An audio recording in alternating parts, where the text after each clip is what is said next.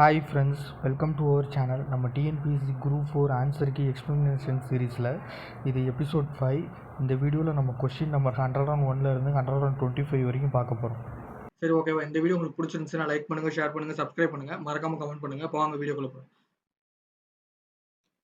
Okay, இப்போ அடுத்து பார்த்துக்கிட்டோம்னா general studies part B, general studies. Okay, இது பார்த்துருவோம் பாருங்க.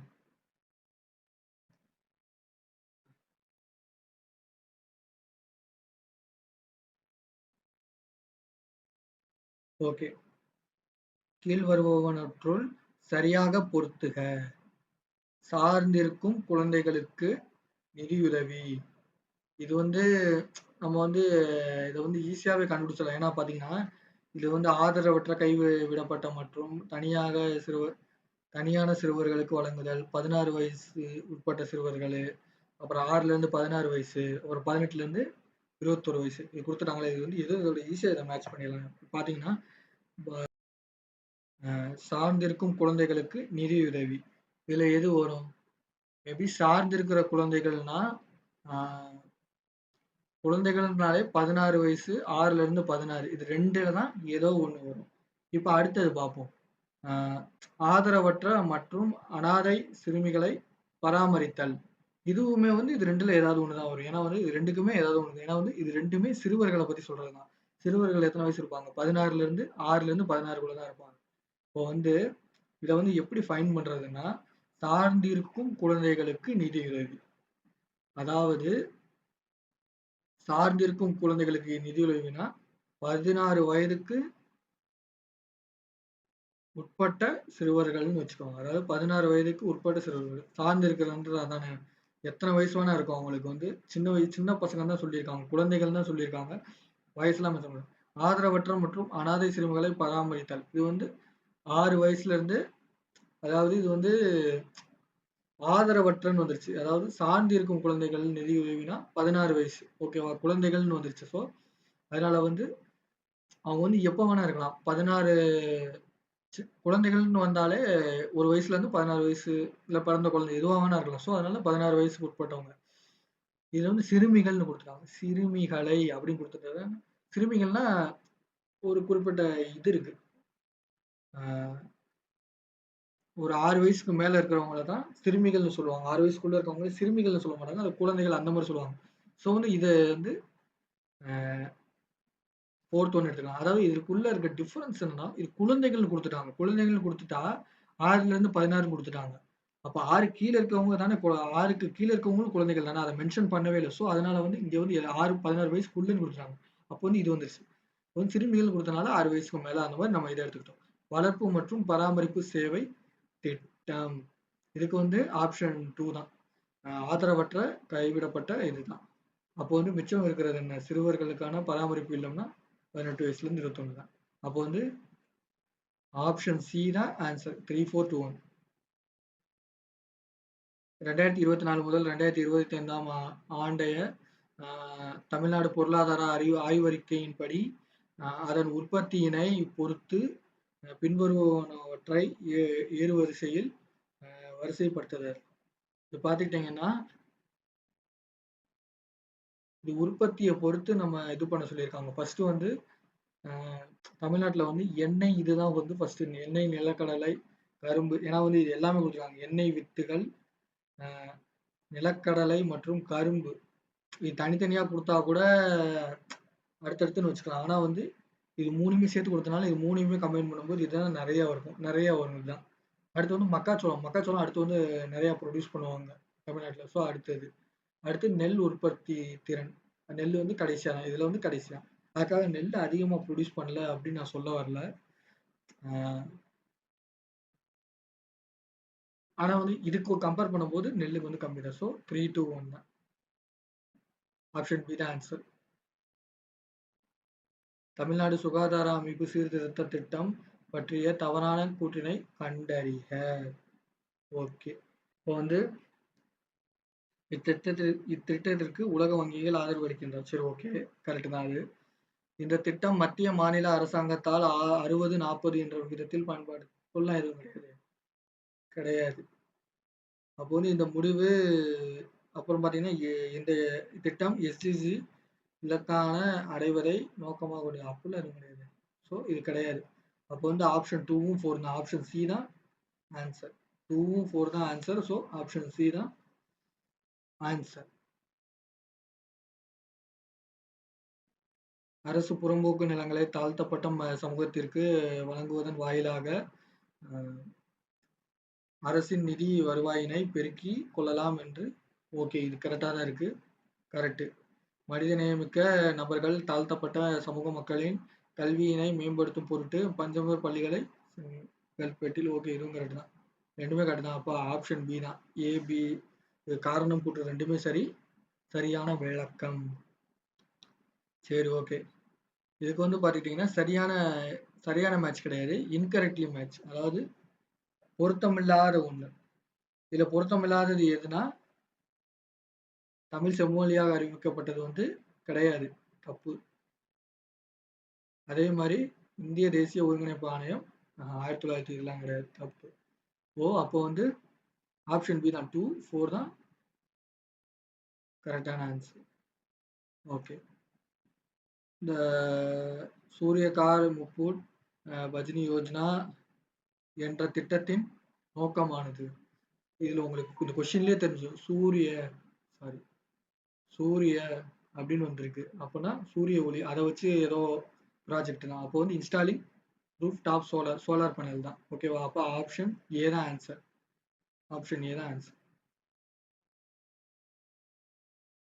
1793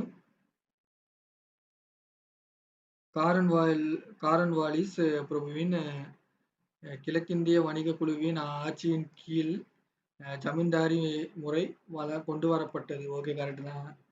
ஜமீன்தார் முறை வந்துச்சு. ஆமா கரெக்ட் தான். இம்முறையினால் ஜமீன்தார்கள் முழு நிலத்தை உரிமையாளர்களாக தங்களை அழித்துக் கொண்டனர். ஆமா இதுவும் கரெக்ட் தான்.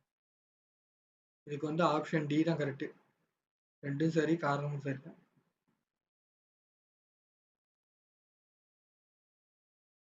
இந்தியாவில் சரக்கு மற்றும் சேவை வரியானது விரிவான பல படிநிலைகள் இலக்கு அடிப்படையாக ஒவ்வொரு மதிப்பு கூட்டின் போது விதிக்கப்படுகிறது. ஆமா. நிறைய இது இருக்கு இதுல. கரெக்ட் தான். இதன் நோக்கம் ஒரே வரி, ஒரே சந்தை, ஒரே நாடு. கரெக்ட் தான். ஆப்ஷன் டி தான்.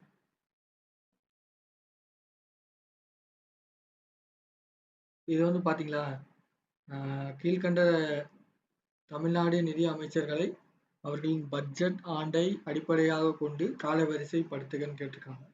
இப்போ வந்து ஃபர்ஸ்ட் வந்து ஆஹ், யார் யாரா இருக்குன்னு பாத்தீங்கன்னா, ஃபர்ஸ்ட் வந்து திரு பன்னீர்செல்வம், டாக்டர் நெடுஞ்செழியன், திரு பழனிவேல் தியாகராஜன், திரு தங்கம் தென்னரசு. ஓகே.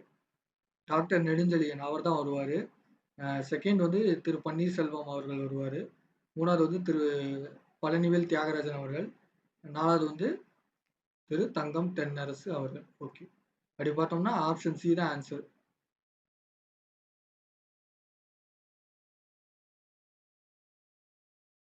கூற்று 1966 முதல் 69 திட்ட காலம் ஆண்டு திட்டம் அல்லது திட்ட விடுமுறைகளை காலம் என அழைக்கப்படுகிறது. கரெக்ட். ஏனெனில் சீனா மற்றும் பாகிஸ்தான் ஏற்பட்ட 2 பெரும் மோதல். ஆமா. அப்போ அந்த போர் நடந்துச்சு. இதுவும் கரெக்ட் தான்.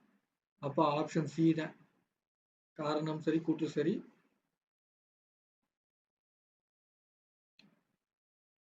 தமிழகத்தில் வாழ்ந்த மூவேந்தர்களின் பெருமை ஆட்சி திறம் பற்றி ஒரு சில கருத்துக்களை மட்டும் திருவள்ளுவர் தமது குறட்பாக்களில் தந்துள்ளார். கன்ஃபார்மா கிடையாது. ஏன்னா மூவேந்தர்கள்னா சேர, சோழ, பாண்டியர்கள் 3 பேரும் தான் வருவாங்க.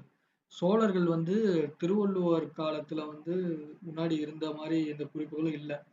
ஸோ வந்து திருவள்ளுவர் வந்து உங்க 3 பேத்தையும் சொல்லலாம். மேபி அவர் பாண்டியர்கள சொல்லியிருக்கலாம். ஏன்னா பாண்டியர்களுக்கு வந்து 5000 வருட வரலாறுகள் இருக்கு. ஆனா வந்து சோழர்கள் வந்து அப்பப்ப தான் வந்து ஒரு 300 வருஷம், 400 வருஷம் அந்த மாரி இடையில இடையில வந்து வந்து இது பண்ணிருக்காங்க. ஸோ வந்து சேரர்கள்ல வந்து குறிப்பிட்டிருக்க முடியாது. ஸோ வந்து இது தப்பு தான். சாரி தப்பு. மன்னர்களின் ஆட்சி திறம் பற்றிய கருத்துக்களை கூற வேண்டும் என கருதினார். அப்பல்லாம் எதுவுமே கிடையாது. திருவள்ளுவர் எதுவுமே அப்பல்லாம் சொன்னது கிடையாது. 2மே தப்பு. ஆப்ஷன் சி தான். கூற்று, காரணம் 2மே தப்பு. திருக்குறளில் அமைந்துள்ள துறவறவியலின் அதிகாரத்தின் எண்ணை குறிப்பிடுக. 13. ஆப்ஷன் பி 13 தான் correct. Who is the author of வள்ளுவரும் குறளும்? அதாவது வள்ளுவரும் குறளும் என்ற நூலின் ஆசிரியர் கியாபே விஸ்வநாதம் இவர்தான். Option B. திருவள்ளுவர் உருவத்தினை முதலில் ஓவியமாக வரைந்தவர் வேணுகோபால் சர்மா. Option B. இது பாருங்க, இதுல எது ரைட் மேட்சஸ்ன்னு கேட்டிருக்காங்க. நியூ இந்தியா, பாரதியார், தேசபக்தன், வாவே Subramaniam, Navasakthi, Thiruvi Kalyana Sundaranar, the Hindu, G Subramaniam. இதுக்கு ஆப்ஷன் சி தான் கரெக்ட். 3, 4 மட்டும் தான் கரெக்ட். பிரம்மஞான சபை பற்றி சரியான விளக்கங்களை தேர்வு செய்க. இதுக்கு 2 மட்டும் தப்பு. 1988 இந்தியாவில் அன்னி பெசன்ட் அம்மையார் இதில் இணைந்தார். அது மட்டும் தப்பு. மற்றபடி 2மே கரெக்ட். ஸோ ஆப்ஷன் சி தான் ஆன்சர். 1, 3.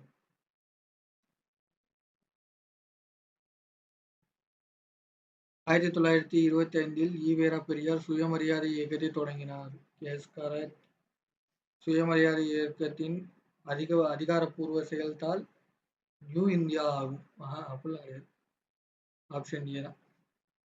ஊற்று சரி, காரணம் தவறு. கீழ்கண்ட கூற்றுகளை கருத்தில் கொண்டு தவறான விடையை கண்டறிக. 1798 செப்டம்பர் 1 அன்று மேஜர் வானர்மேன் தன்னை கட்டபொம்மன் பாளையங்கோட்டையில் சந்திக்கும்படி எச்சரிக்கை விடுத்தார். இந்த மாதிரி எந்த குறிப்புகளும் இல்லை. ஸோ இது தப்பு தான். இது தப்பு. கட்டபொம்மனின் கோட்டை 500 அடி நீளத்தில் 300 அடி. இது கரெக்ட். அப்போ 1999 செப்டம்பர் 16 அன்று வானர்மேன் கட்டபொம்மன் கைத்தாறு என்னும் இடத்தில் பாளையக்காரர்கள் குடியிருந்த அவையில் விசாரணை செய்தார். தெரியலையே. 1799 ஜூன் 1 அன்று கட்டபொம்மன் 500 ஆட்களுடன் சிவகங்கை சென்றார். இது சரிதான்.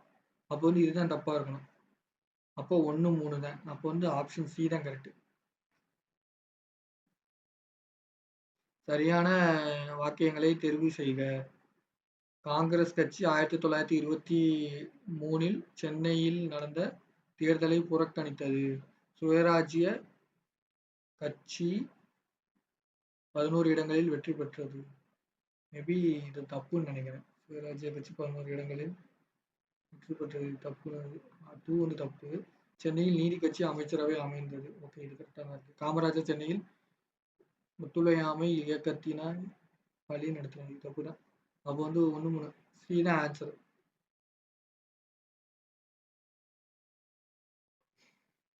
இது பார்த்துக்கீங்களேன். காரைக்கால் அம்மையார், பாவை பாட்டு, சாரி, காரைக்கால் அம்மையார் முத்திருப்பதிகங்கள், ஆண்டாள், பாவை பாட்டு, அரங்கநாத முதலியார் கட்சி கலம்பகம், சேரமான் பெருமாள் நாயனார் திருவந்தாதி. ஓகே, அப்போ ஆப்ஷன் சி தான் கரெக்டான ஆன்சர். 4, 3, 2, 1.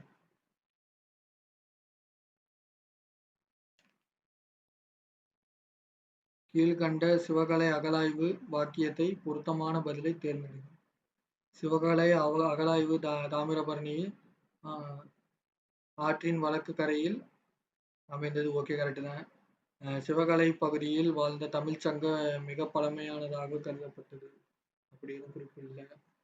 செம்பு மற்றும் தங்கத்திலான பொருட்கள் இங்கு கிடைக்கப்பெற்றது. ஓகே, இது மேபி கரெக்டாக இருக்க வாய்ப்புகள் இருக்கு. ஸோ ஆப்ஷன் பி தான் கரெக்டான ஆன்சர். 1, 3 மட்டும் தான் சரி.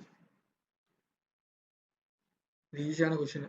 பொறியிடாத RNA என்ன முக்கிய பங்கு வகிக்கிறது? இது மரபணு கட்டுப்பாடு தான். அதாவது ஜீன் ரெகுலேஷன் தான். Option C. இது பார்த்துக்கிட்டிங்கன்னா சரியான இணையை கண்டறிக. ஐந்துலக வகைப்பாடு RH ஓகே. ஆறுலக வகைப்பாடு கால் வீசி ஓகே. மாப்பா ஓகே. நான்குலக வரைபாடு கால் லென்னு இது தப்பு. ஸோ அப்போ வந்து ஆப்ஷன் பி தான் கரெக்டான ஆன்சர். 1, 2, 4. 0.10 m செறிவுடைய வலிமை குறைந்த அமில கரைசல் 25 டிகிரியில் 1.20% பிரிகை அடைகிறது எனில் பிரிகை மாறலின் மதிப்பு ஆப்ஷன் சி தான் 1.44 × 10⁻⁵. இஸ்ரோவால் ஜிஎஸ்எல்வி F-15 ராக்கெட் ஏவப்பட்ட தினம் ஜனவரி 29, 2025. ஓகே, 25 கொஷின்ஸ் பார்த்தாச்சு. மீதமுள்ள கொஷின்ஸை அப்கமிங் வீடியோஸில் பார்ப்போம். இந்த வீடியோ உங்களுக்கு பிடிச்சிருந்துச்சுன்னா லைக் பண்ணுங்கள், ஷேர் பண்ணுங்கள், சப்ஸ்கிரைப் பண்ணுங்கள், மறக்காமல் கமெண்ட் பண்ணுங்கள். பாய்.